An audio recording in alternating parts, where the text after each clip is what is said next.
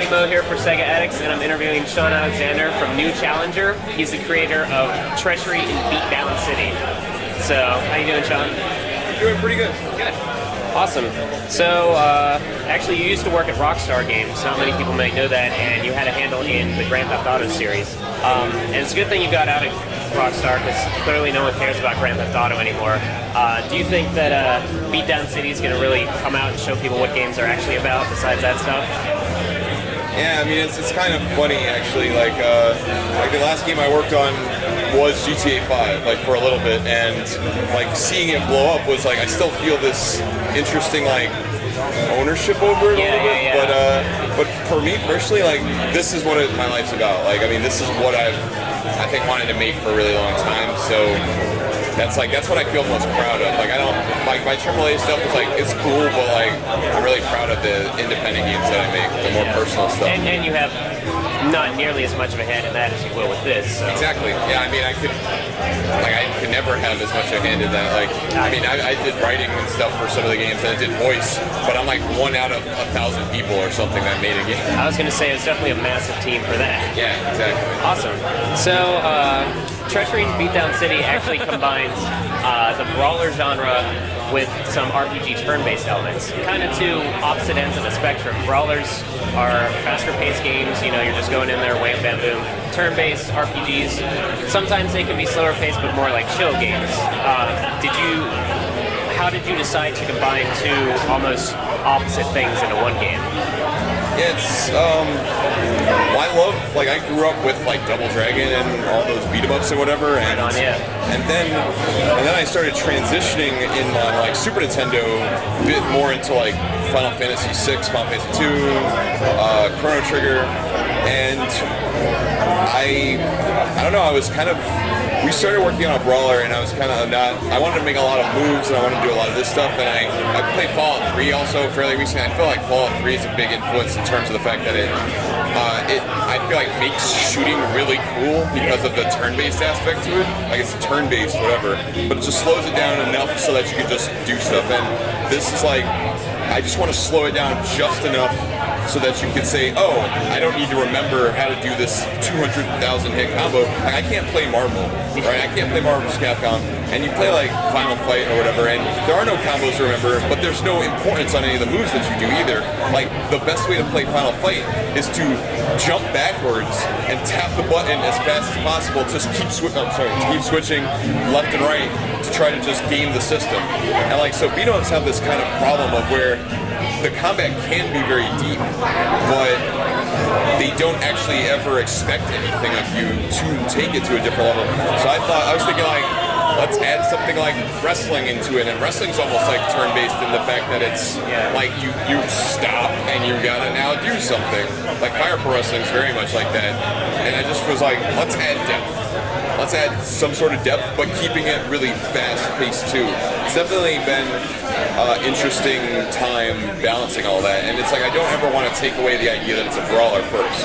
It's like that is the genre that I grew up with, loving the most. Right. And I can't play RPGs anymore. Like, I play old RPGs now because I still feel like those are snappier than new ones in terms of all the cinematics and everything. So, like, I played Final Fantasy IV complete on Vita, like, through recently, and I was like so happy to play like an older RPG that you could hold A and go through fights like real quick.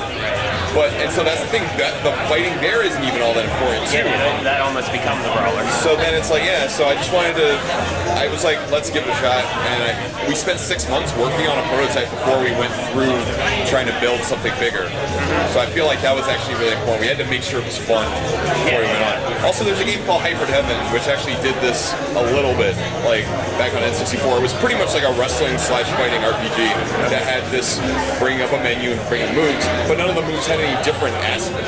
They were just about where you were hitting the person, but you had like 100 and they all did pretty much the same thing. And it also had a really bad stealth mechanic to it. So I was really influenced by that years ago, and I was like, let's bring that into 2D brawling. Right, okay. Awesome, that's amazing. So I guess you kind of sort of answered this question already, but you know, games like Treachery and Beatdown City in the action, when you're playing it, remind you of like Golden Axe, Streets of Rage, Double Dragon. Was there like a certain game that you took from, or did you just get inspiration from the genre in general? It was definitely the genre in general, but like Double Dragon was like my first beat 'em up game, and so I took had a little look at like a lot of the aesthetic ideas behind it, because I wanted to actually wanted to put some limits on myself personally, just from like an artistic standpoint. So I really tried to actually emulate that style, like of character, like the 3 pixel eyes. I was like looking at that as like, and when I look at my art right next to it again, it just doesn't look anything like it, because I realized I looked at it so much that I like forgot about it, and I started making things look different, which is good. Yeah, that's a good thing. But I really like. I feel like it takes a lot of skill to be that simple with stuff like, and it's not simple. It's elegance. And people, and like I look at Street Fighter a lot for my animation stuff. Like Street Fighter has an amazing way that they do these complicated animations with like 6 frames of animation. Right. And people don't seem to realize that because it's so colorful and whatever.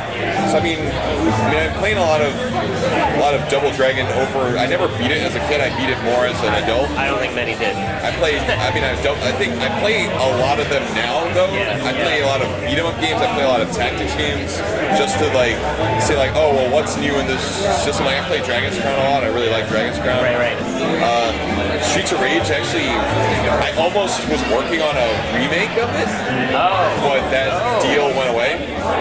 So if you're talking about the thing I think you are, we might have had that on our website, because a trailer recently, not a trailer, but just like gameplay emerged. Oh no, there was a that was like 3D, right? Yeah. That was like a 2D remake. I didn't like the 3D video because it had like all a bunch of characters standing around like this doing nothing. Right. Well, there was that one. There was a 3D and there was a 2D one that just a bunch of stuff randomly popped up with Streets of Rage, and people were like, "Dude, Sega, get on this! What's going on?" You know. So. Yeah. What is going on? That's a good question. Yeah.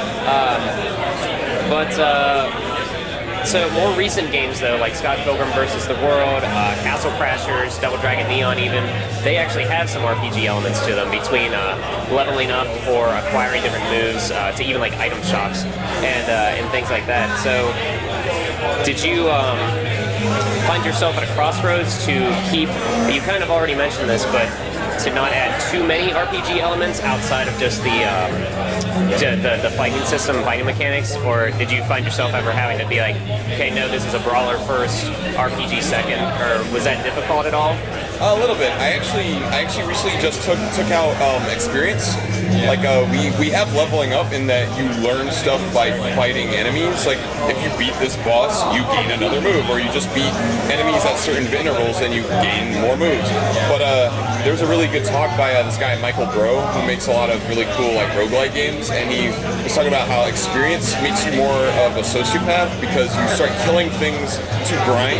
Yeah. Right. And I wanted to, and you know, beat 'em ups aren't about grinding. No, yeah. So I didn't want that to even be an idea in someone's head. So we keep it very forward progressing. Like even though it has all these things, I try to say like, well, what is the like Scott Pilgrim is a great example of a game that actually fails on a lot of beat 'em up principles, where certain enemies will block infinitely, and the principle of a beat 'em up is to scroll forever. Like you're supposed to try to get through this game. When you get stopped by a dude who blocks on 2 sides against 4 players punching him on all sides, and he keeps blocking on both sides, that's failing the like forward progression rule of beat 'em ups. And so I actually actively try to avoid anything that's like not helping forward progression.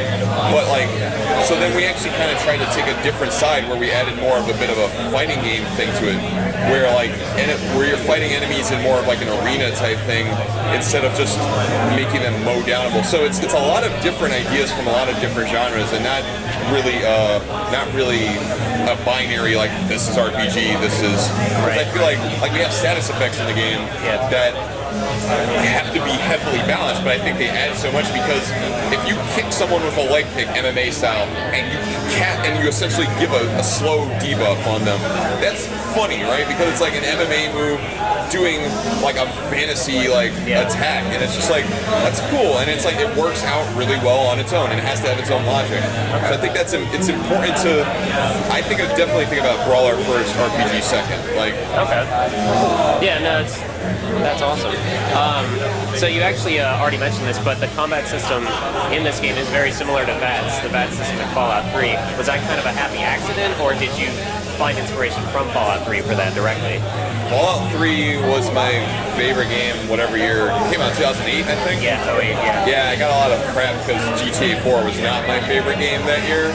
Like, Fallout 3 was my favorite game. Like, I liked GTA 4, but that was like the first game I worked on. But Fallout 3 was I booted it up so many times recently just to look at how they teach you how to do things. And I actually recently realized that I had in my inventory metal fists, and I actually just ran up to a guy and punched him, and I was messing around with one of those really hard enemies and I died. And I was like, this is funny, but I feel like the idea of that was to make shooting really dope.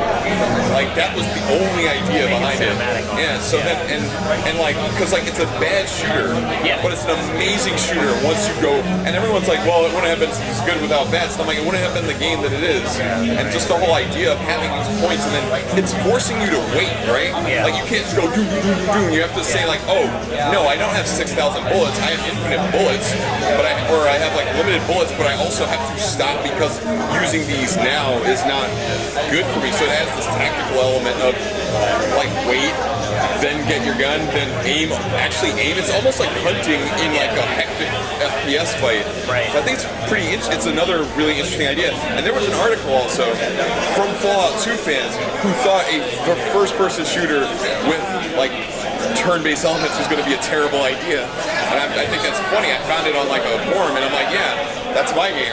People think a brawler with turn-based elements is going to be terrible. Right. And then it's no, it's actually really cool. Yeah, but I think it's also with that they think of a shooter, they're non-stop running. You never stop to think what you're doing, you just shoot everything. But Fallout totally did that, which is kind of what your game does. It doesn't stop it entirely, but just long enough so that you're actually paying attention to what you're doing. So, no, that's really cool. To make it tactical, just to make you think.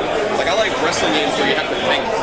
Yeah. Or fighting games, you have to think in a fighting game. Right. You don't attack every time because the person might attack you. So you have to always think of these times. So it just gives you a little bit of time to think. Button mashing only gets you so far. Yeah.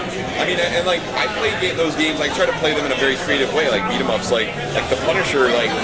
You could just punch everything, but I like to pick up an item and throw it at somebody, and then pick up and then jump and throw a grenade, and then do a roll, and then do all this stuff to try to make the game fun for me. But these games don't actually make you play them well usually. Right. So I want to give you a little bit of a reason. You will lose if you don't play this game well. Yeah, definitely. So, and lastly, the president gets kidnapped in Beatdown City. It seems like presidents are always getting kidnapped. Are they just America's princesses?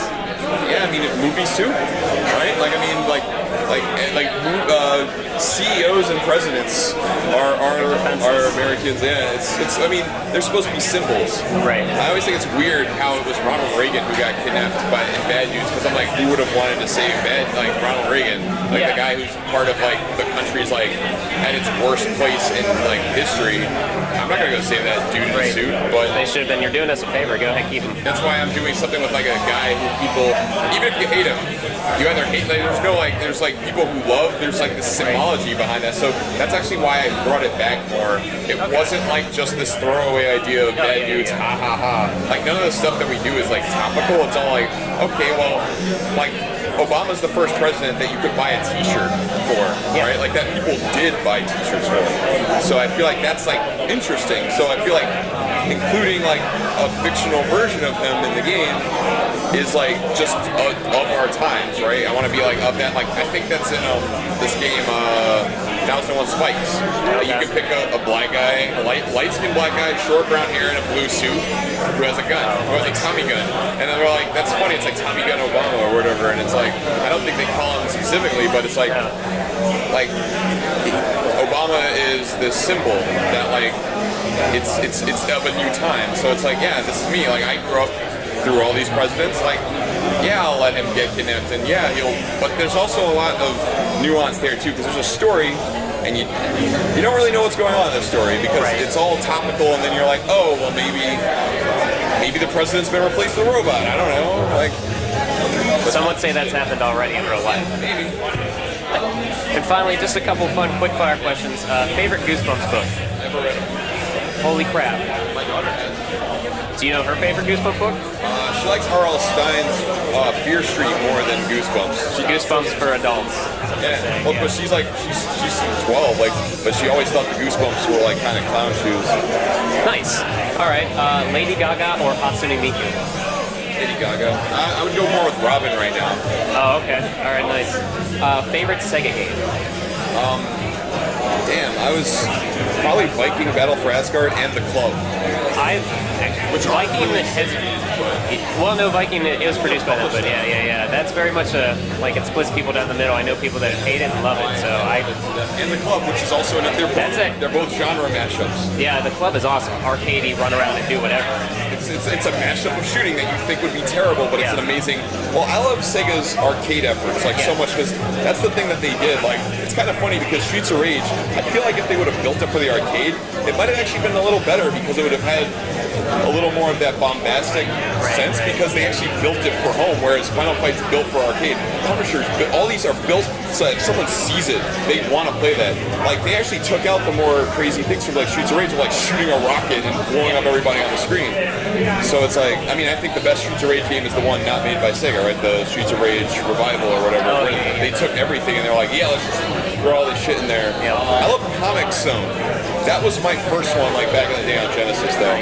Now, the question everyone asks when they talk about Comic Zone, have you beaten that game? Or, I guess I should say, have you gotten past the first level?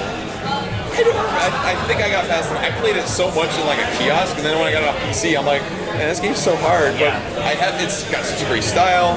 I just think playing it is a joy, even if I die every time. Yeah, it's one of those games that just makes you smile because of the character that it has. So hard. Yeah, it really is. And then having the rat, you could the little rat to push the shit. I didn't even learn that until like a year after owning it, but that was even what I was supposed to do. I learned it in like the kiosk. I don't know how. Nice. And then Rad or Gnarly? Excellent. Dragula or Top Thumpin'? Dragula. Nicolas Cage or Keanu Reeves? And who would win in a fight, Sonic the Hedgehog or Screech from Saved by the Bell? Well, Sonic, absolutely. As voiced by Jaleel White. Okay, so 90s Sonic. The correct Sonic, some would say. Awesome. Well, thank you so much, Shawn, for talking and meeting with us. And everybody check out, it's on Kickstarter, and it just started on Kickstarter. A few days ago. Okay, awesome. So where can we find out more about Beatdown City? Yeah, we're on beatdowncity.com, beatdown_city at Twitter, and New Challenger, NU Challenger on .com, and NU Challenger as my Twitter. Awesome, thank you so much. That's it, guys.